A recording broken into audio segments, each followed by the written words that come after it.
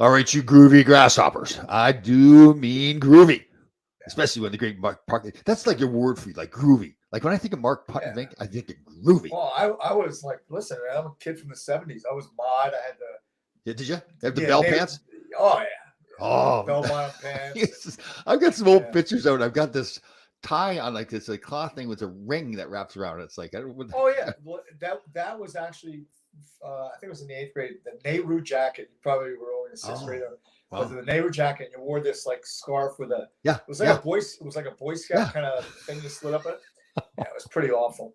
But thankfully, that period didn't last too long. That was like 68 to 70, and then everybody just became like flannel shirt, jeans, let your hair grow and grow a beard, and that whole bit. You know? Oh man, I remember I first came to New York too. I had the cowboy hats on, the cowboy boots, and everything. I threw away a lot of my boots. I got old. I got a new pair down in Nashville a few months ago, but they're cool. I love wearing my cowboy. You know what boots. though? I mean, my attire right now is still the same: jeans or camos and a flannel shirt and a t-shirt.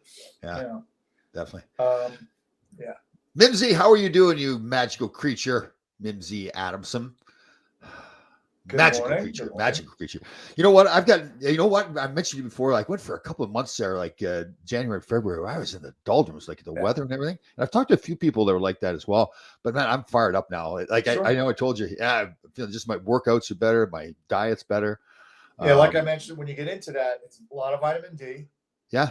Yeah. And also as much, like I said, you can go to Home Depot and you can ask the guy there or the woman where I can get the daylight type of lights, because it actually tries to replicate the Kelvin and all that kind of stuff.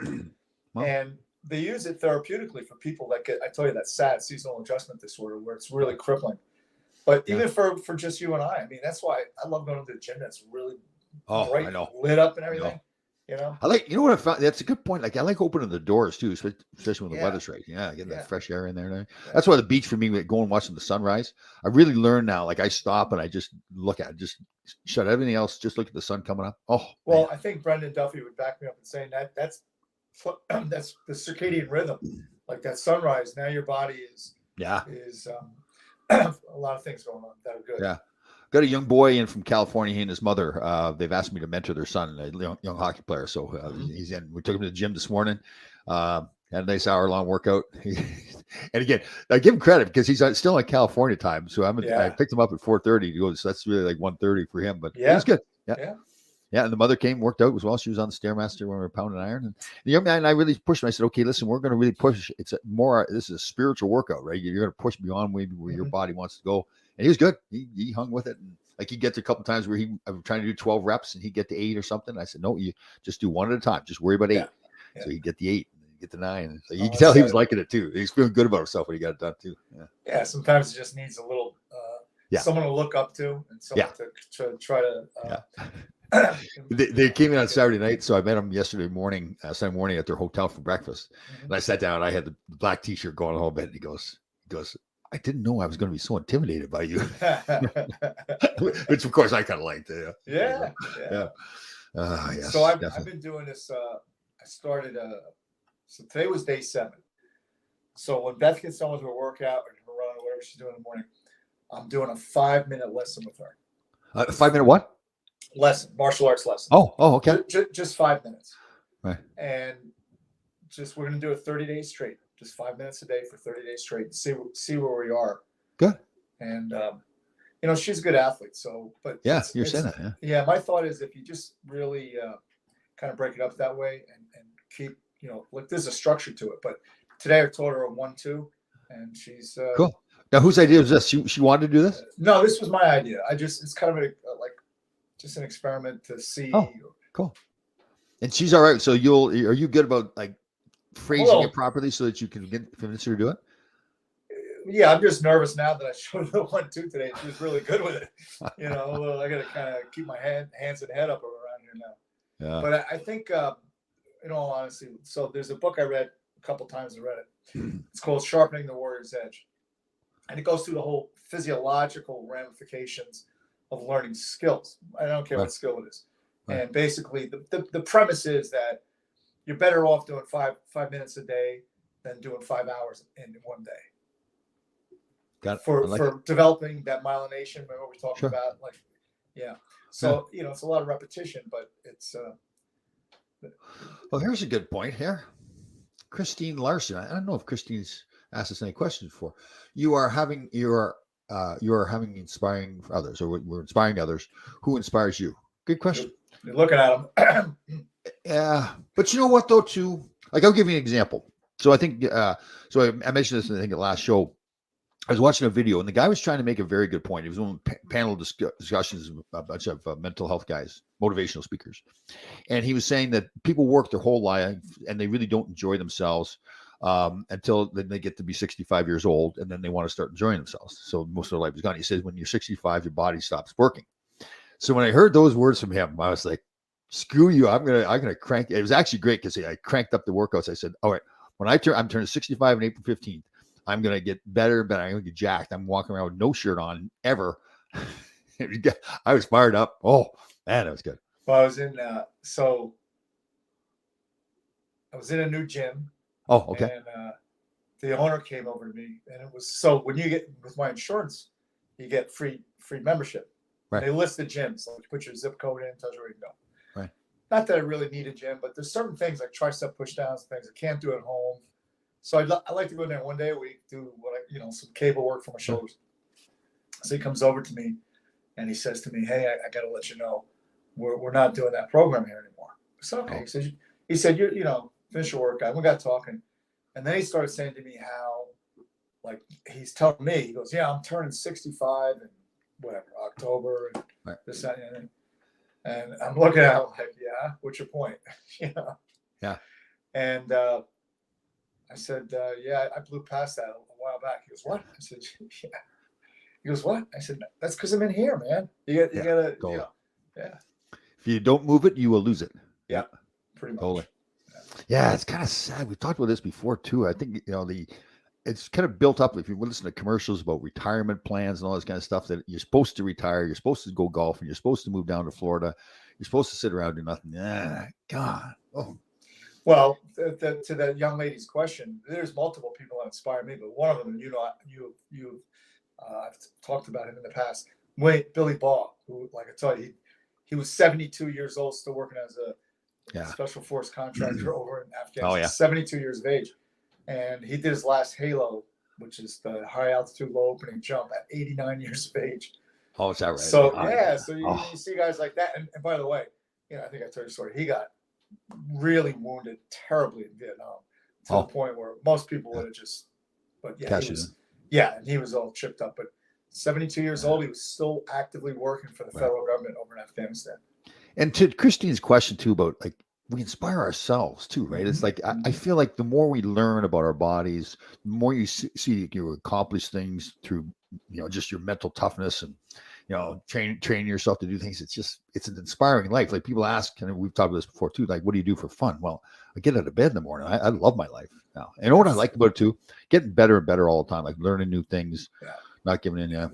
So the good thing about I don't particularly think goal setting is important when you look at it from a day-to-day life. It's more about habits.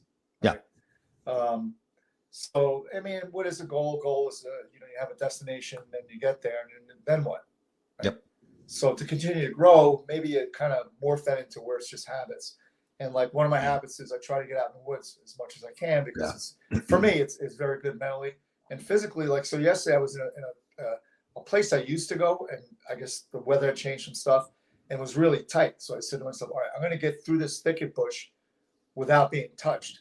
So I'm really slow, Tom, and kind of like snake my way through it. But what I'm saying is it's just, come up with a different challenge each day. Totally. Yeah, absolutely.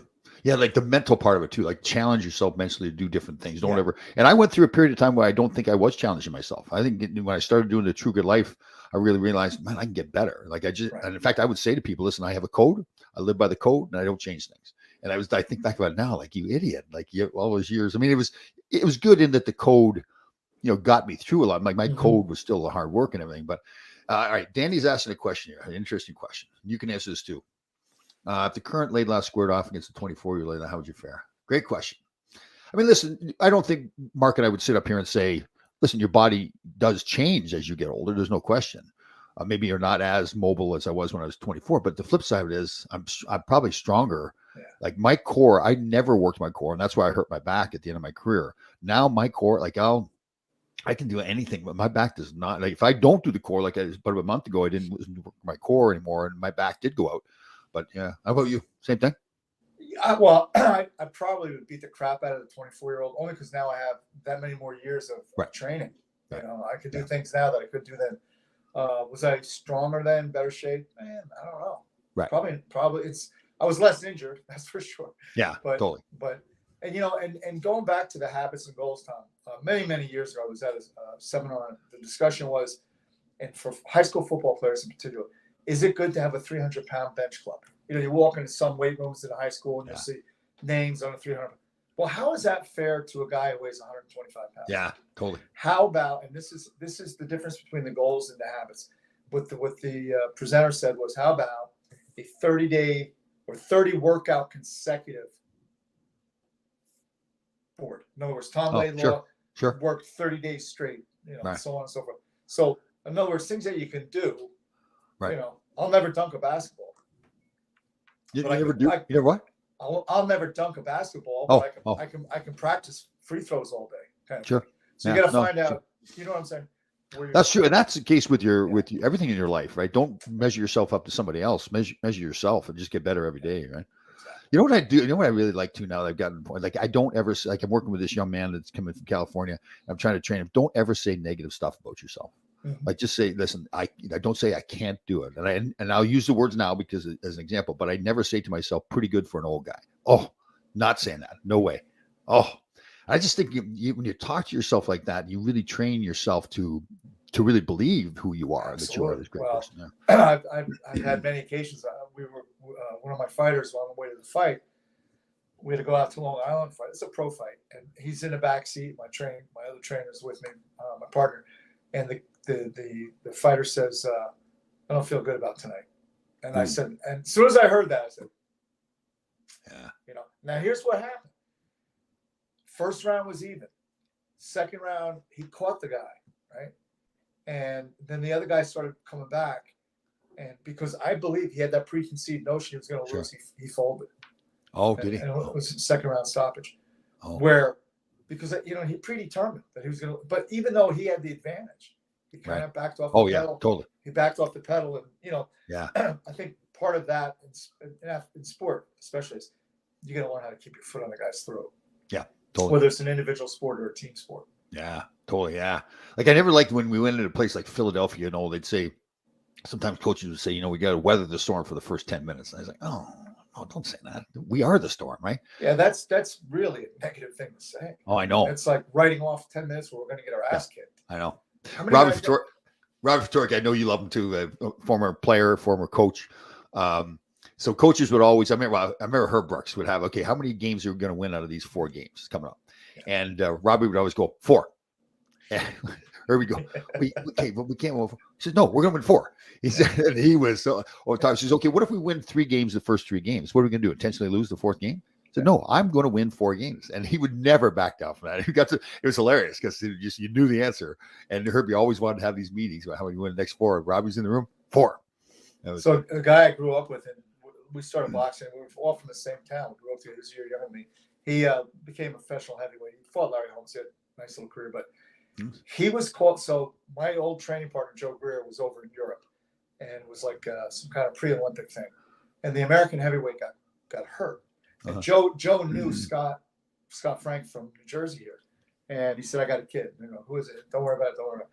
So Scott goes over. He's like 17, right, or 18 maybe. And I love Scott, but he was a mess. Like he just, you know, the same T-shirt on for 3 days. Pair comes off. He's this big goofy guy, but that's a little bit of an act too, by the way. But as Joe tells the story, when they were wrapping his hands, because the other part of the story is he's going to fight the guy, a German guy who was like 30 something, who won the silver medal in the 72 games. So the guy was very experienced. He's legit. And Scott's sitting there and they're wrapping his hands. And he looks at Joe and goes, "You're not stopping me. The ref's not stopping me. I'm not going to." And that was it. Oh, and, nice. Joe had 28 pro fights. He had a really tremendous amateur career and then a trainer. He said one of the best fights he's ever seen. I mean, it went corner to corner. And you know, the kid, the kid Scott at that time, just on sheer determination. Right. Oh, don't you love that? Yeah. That's great stories. Yeah. It's almost like you like that better than the really talented guy that wins, right? You like the guy that maybe isn't as talented and works so hard. He just because everybody was like, "Who is this kid? Yeah. Why are you doing that to the kid? Why are you putting him in there with him?" Right. You know. Right. And he didn't have any part of that. Yeah. Good. How was your weekend? Good. Yeah, we had a charity game. The Warriors had charity game Saturday night. We played West Orange Fire Department. Tremendous game for so many different reasons. Bill Brown, our SEAL friend, he came by and led the both teams through a 22 push-up salute to kind of the awareness factor in the suicides per day kind of thing. But it was great. We had a dog. One of the guys has a service dog who dropped the opening puck out of his mouth.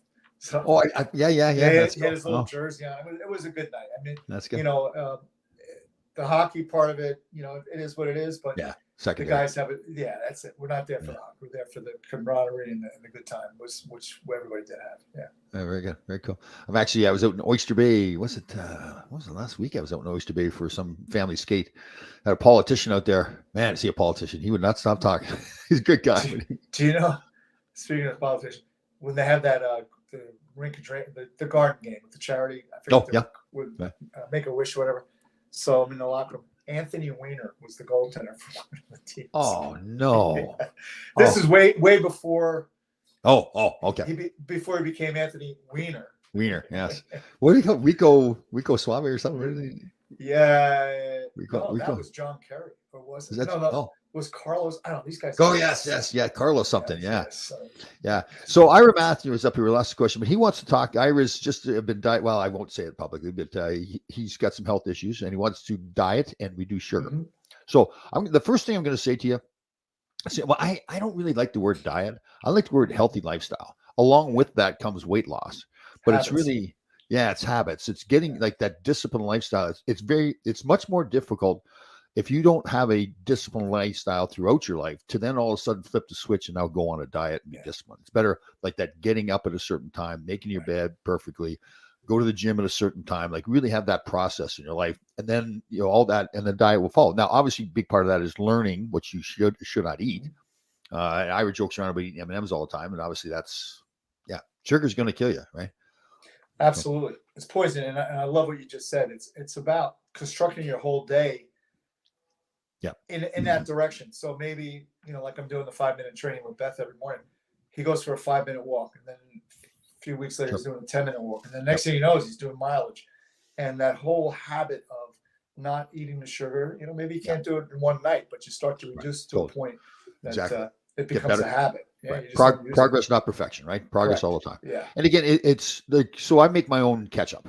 So one of the reasons I make my own ketchup because Mark has educated me about this high fructose corn syrup. Mm-hmm. So it's a cheap, inexpensive way for companies to sweeten up the ketchup. Well, just you make your own ketchup, roast up peppers, roast up tomatoes, roast up garlic, and that sweetens them up. And then you don't need salt either. I put capers in there, so you cook it, cook it all up in the frying pan. Capers are great. I love with fish or with chicken. Capers are amazing. Yeah, and that's your source of salt, right? That's the sodium right there. And again, be careful when you're looking at the label. There's some capers have more sodium than others. You can rinse too if you want. Yeah, totally. Yes, exactly. Yeah. But and they're an antioxidant. So bottom line, there's so many ways. If you educate yourself about food, maybe it takes a little more time because you got to cook your own. Right. So I've got to the point where I cook my own hummus, my own ketchup, my own salsa. You know what sugars are being put in there, what salt's being put in there. Same thing, like if you get canned soup at the store, man, the sodium level in there is huge. Yeah, it's like 1750 or something crazy. Yeah, like a lot of those, like again, the foods that I like too, but you look at the pot stickers or whatever they've got at Costco, the frozen. You look at the sodium level on that, and you just put it back all the time, right? I do the same thing. Oh, that looks good. Then you go, sodium. Yeah. And that processed food, that they pound the sodium in it. Same thing with the chickens at Costco. Those rotisserie chickens that I used to love so much. But man, they pump some nasty stuff in there. So 90% of foods that we see now in the grocery store, they didn't exist 100 years ago. Yeah, true. 90% because it's all processed, manufactured foods. Think of that, 90%. Yeah, that's amazing. Yeah. Yeah, because the 10% is just your vegetables and fruit and certain proteins. Anyhow. And like people say, well, I don't like cooking. Well, if you do meal prepping where you don't cook every day, you can do like Sunday, you do meal prepping, you cook up a whole bunch of chicken, whatever, vegetable, rice, whatever you want. So, yeah. The best thing to do, and I don't have the room for it, but someday would like to get is a rice. So my years ago, my friend married a woman from Tokyo, and she always had warm rice because it's electric or whatever, but it's always ready for you. Right. So like if you're in a rush and you just make a few eggs, put some rice in it, and you're good to go. You know? Yeah, it's true. It's always available. Right. Air fryer too. If you get room in your kitchen for an air fryer, man, it's quicker, easier, healthier. And even that, I mean, we were led to believe brown rice is so much better than white rice. It's not true, man. Oh, is that not true? No, brown rice still has the husk, and it's very hard for you to process. Right. It could lead to diverticulitis, or can aggravate diverticulitis. It's white rice is, I mean, it's a staple. Look at all the Asian populations live on. Well, so what's the negative though? Does it convert into sugar? No. Well, I shouldn't say no. Listen, when we talk about converting to sugar, we're talking about carbohydrates that convert into glycogen, and that's a sugar, but it's not a processed sugar. So the white sugar we see, that stuff is just straight up poison. Right. The other sugars that we find in fruits, that we find in carbohydrates like potatoes and stuff like that, they have a glycemic index that indicates how fast it gets into your blood system. So higher up on the glycemic index, so like a banana is very high glycemically. Right. So you want to eat a banana after you train because you want to replenish those glycogen stores. Right. If you eat it before you train, you're going to get a sugar spike and you're going to kind of crash a little. You know what I also saw too? A guy explaining that try to get green bananas, especially if you're going to make your bananas in a smoothie, because as they get ripe, they get more sugar in them. You're saying. So I thought that was pretty interesting. Yeah. Yeah. Something about the ripening process. Yeah. Right. Because even when you're baking, you want, like, you're making banana bread, whatever, you want the banana to be maybe past ripe even. Much more sweet, but again, that's more sugar that's put in there as well. So there's just the bottom line. Yeah, there's just so many ways to cook foods without using salt and sugar. Like, again, capers instead of salt, right? Roast up your stuff instead of putting more sugar in it. And how do you feel about that monk fruit sweetener? Are you comfortable with that? I don't know enough about it, Tom. Right. Listen, anything's better than processed sugar. Right. So same thing with honey, right? Honey's better for you than sugar. Yeah, and actually, if you suffer from seasonal allergies like I do, if you get local honey this time of the year, it helps prevent, it reduces your allergic reaction to the pollen. Yeah. But, you got agave, you have certain, but again, you want to check the glycemic index just to see where you are with that. One of the big things that I cut out, I waited too long, but all those butter replacements, like even the ones that say organic and this, that, they're loaded with seed oils, which are horrible for your cardiovascular system. Yeah, totally. Yeah, but you're better off just having butter. I mean, just how much butter you have, right? I mean, just don't have it every day. And I use olive oil. Like if I'm something, so like a baked potato or sweet potato, I don't put butter on. I put olive oil. Yeah, I've gotten into to avocado oil. Mm-hmm. I don't know how much healthier it is. Gord Lane was a beekeeper. Is this true? Huh, I didn't know that. Gord Lane was a beekeeper. I don't know if that's a joke or. I didn't realize the whole time, and I'm not picking on for this. Actually, a very good friend of mine, Jerry Maloney, former Ranger, had a bad stuttering problem as well. Gord Lane had a real bad stuttering problem.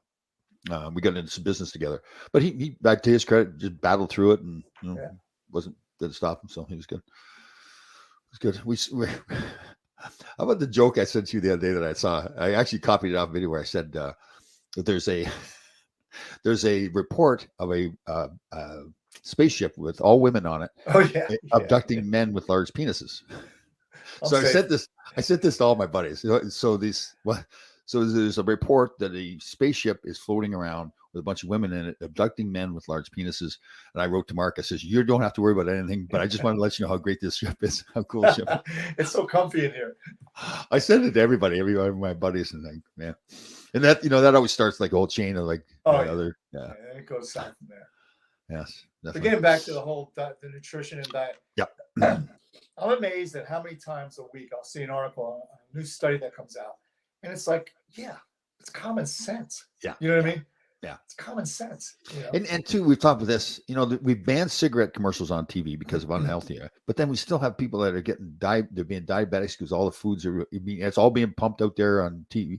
But again, we know why, right? I mean, I hate to be like conspiracy theorists, but doctors and pharmaceutical companies all make money on us being unhealthy and obese, and diabetic. And well, so there are people that metabolically, whether it's genetically or not, will suffer from some type of syndrome where it's very difficult for them to maintain a healthy body weight.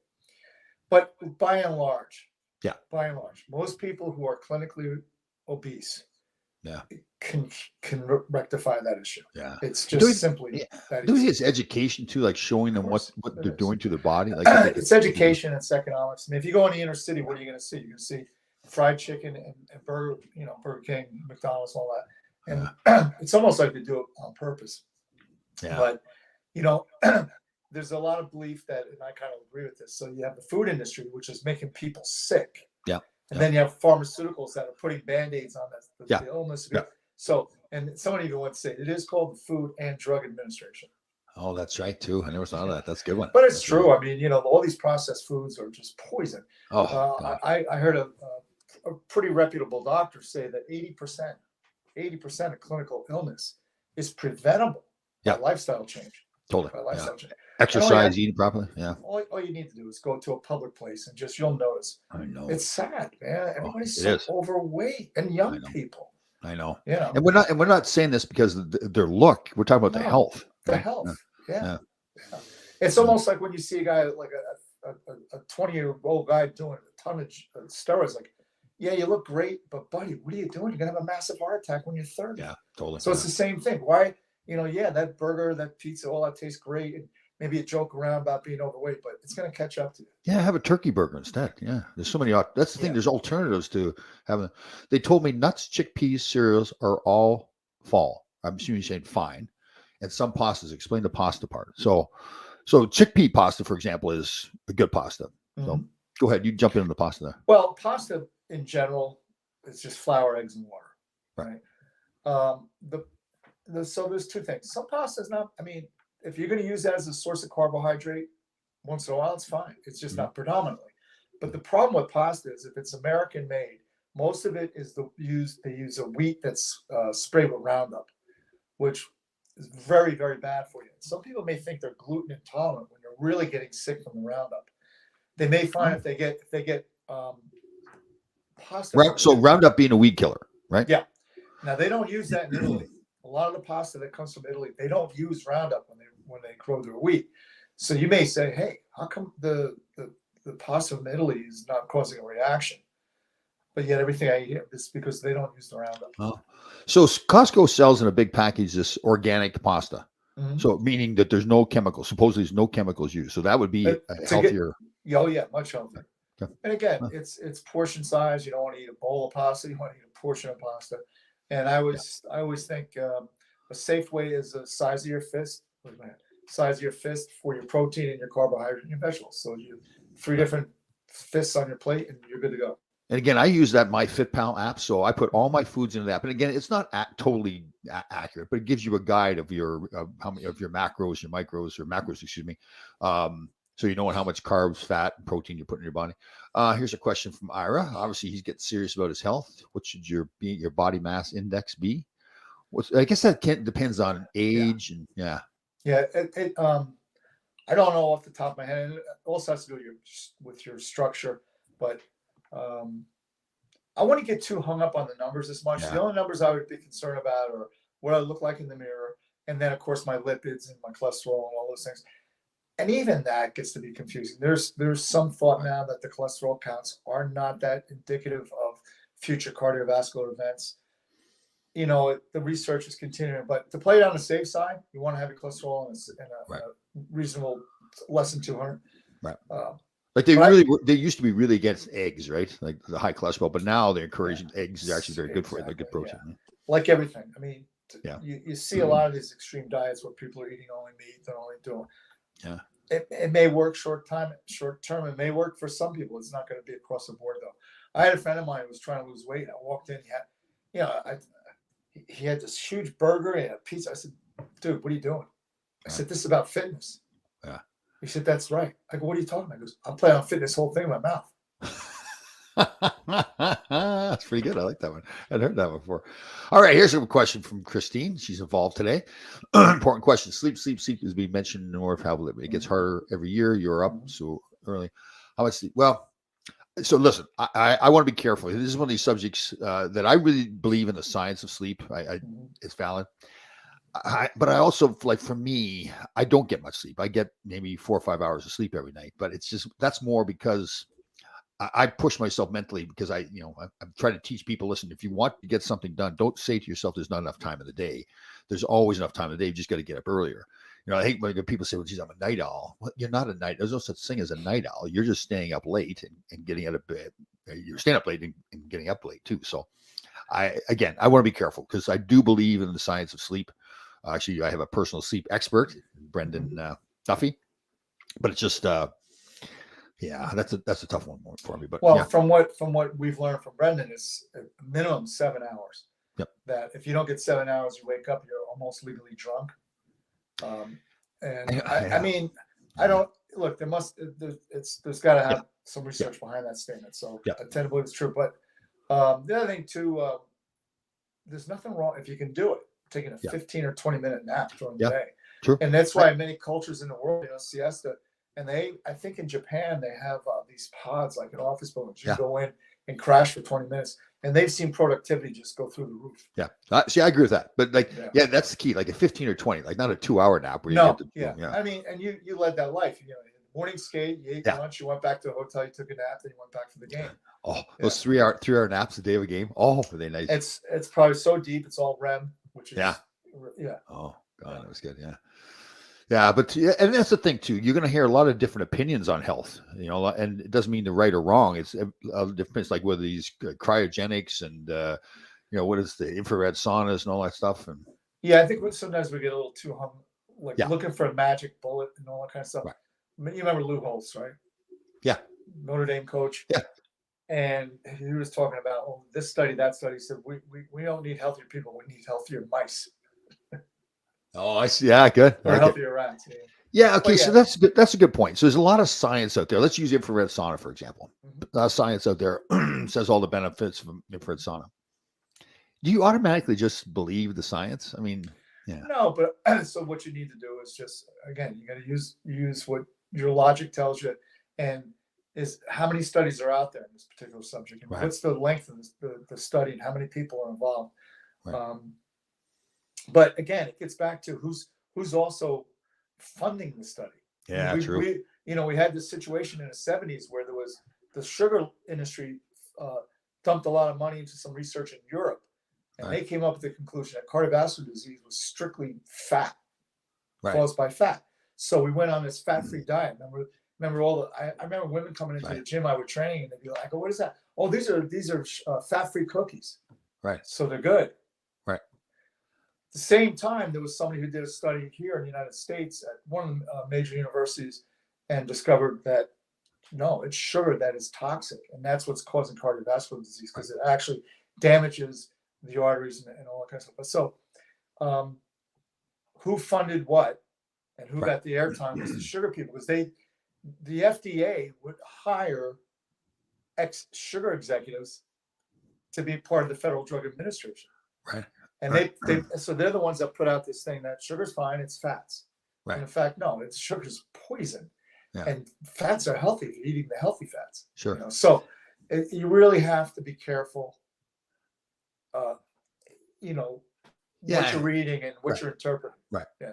Yeah. Do your own homework. Do your own research. But who's funding it is a really important. Yeah, it is too. Big. How about the old saying they used to believe you got to keep your metabolism pumped up. You got to be eating all day long. Like the more meals you have, it's actually better, because again, there's so much. I mean, that was the old bodybuilding thing where they're eating 6, 7, what they would say smaller. Maybe for them, because they're training all day. It's not the same. You can't expect somebody sitting at a desk all day to eat 7 meals. You're gonna weigh 700 pounds in a week. I know. So it's all it's all contextual. It's like everything else.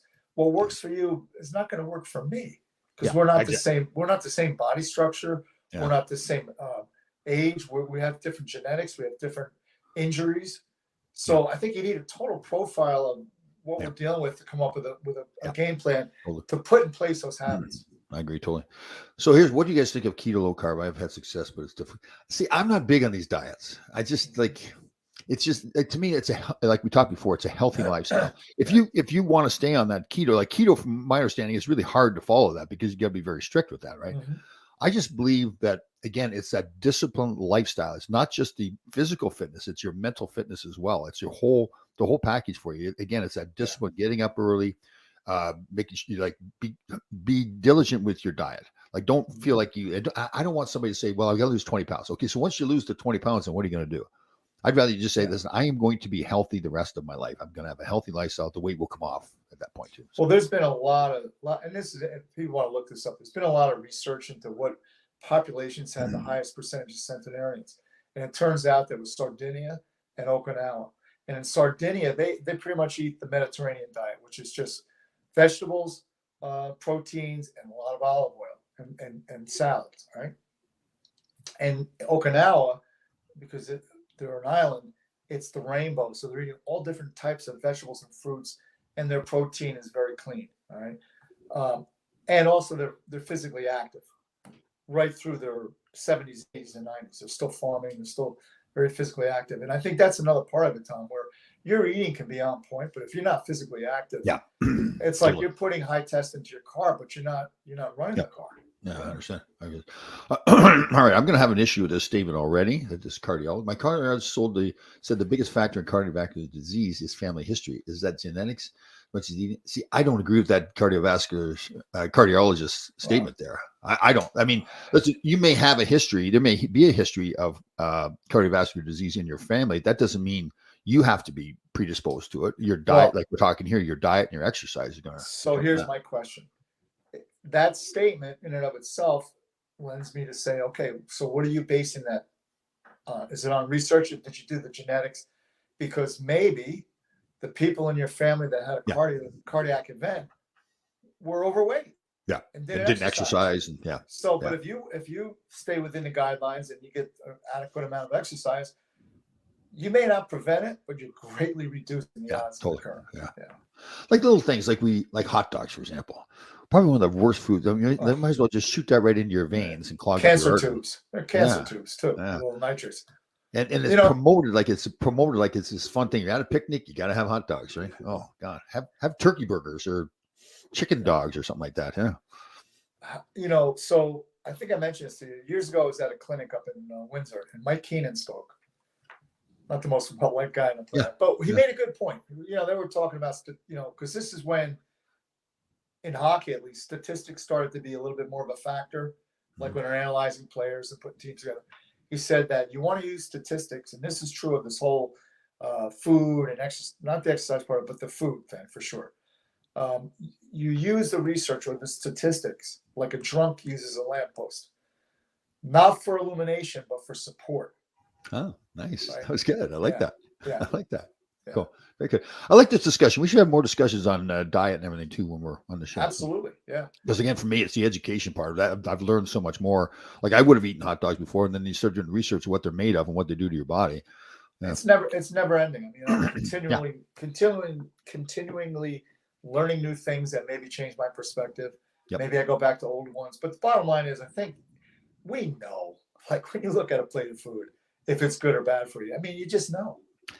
But do so. I'm going to argue with you a little bit. Don't you think some people don't know though? Don't you think some people that just it's possible, but I think in general people know and they just kind of rationalize it. Well, I ate a good lunch. I'm going to have a little bit of fun to treat myself a little bit here. Yeah. And same thing with a cheat day. I'm not really into the cheat day thing. I mean, so you work really hard at getting yourself healthy for 6 days, and then you're going to screw it up because you want to have a cheat day. Well, also, and I think we've talked about this before. I've been involved in sports over the years where I had to make weight.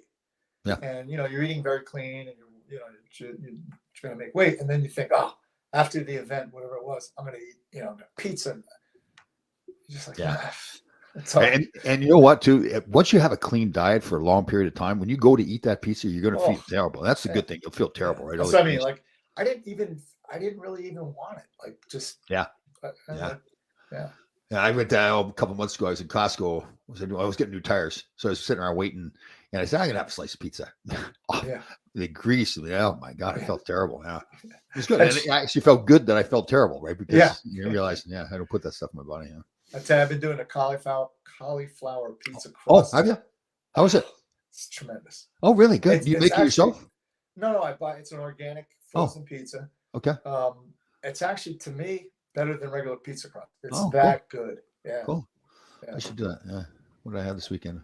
I cheated a little bit on my Sunday meal. I had some mozzarella cheese, had some baked pasta, put lots of veggies in it, and had some little mozzarella. So I don't have that much cheese. So. I made my chicken last night, which was tremendous. Oh, nice. With that Dutch oven, it just. Oh, that's right. Yes, that's right too. So easy. All right, guys. Good to see everybody this week. Ira, we'll help you if you want help with your diet. We'll certainly help you. I'm glad you're getting serious about that. Yeah, Ira, I think we're friends on Facebook. If you ever have any questions, just message me. I'd be glad to tell you what I know. I don't know. And here's the big thing, Ira, for anybody that wants to get on a diet, you're going to make mistakes when you get started too. So don't worry that you have some ups and downs. That's going to happen. You don't want that to happen, but don't feel like you're going to be perfect and get all down on yourself when you have a bad meal or something. So. All right, everybody. We'll see you next week, Mr. Groovy Puttvink. Good to see you again. Yeah. So kind of mod today with my purple. Yeah, you are. Yes, you are. Yeah.